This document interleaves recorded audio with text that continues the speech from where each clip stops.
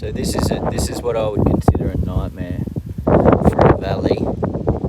See, this valley is coming down. They've sprayed over this roof. A person who's got a roof restoration thinking that painting a roof is going to help.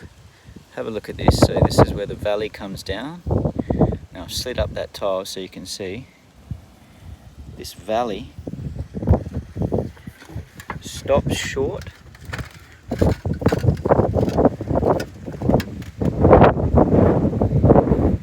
Okay,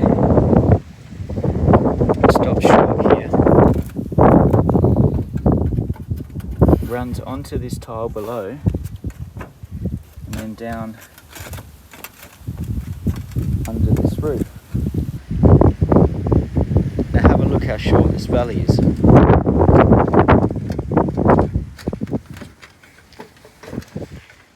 This area is right on the edge of where this valley stops, because he's hit the metal fascia. When he's hit the metal fascia, he's stopped the valley instead of extending it down onto this tile, onto the roof. So I'm going to pull this whole valley out.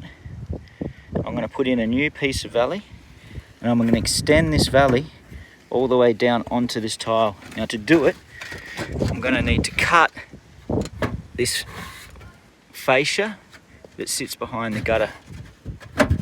So he's run into that, stopped it, and then look, it goes, look at that edge of that valley, drops straight off that edge of the tile into the ceiling, and you can see the tarp that's sitting there. So you can't put another tile in there because here's the rafter. So what he's done is he cut the tile short. Right, when he's cut that tile short, what's happening is water's splashing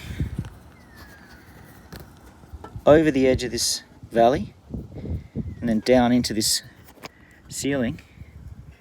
We've got this giant leak. So here's what it looks like from a distance.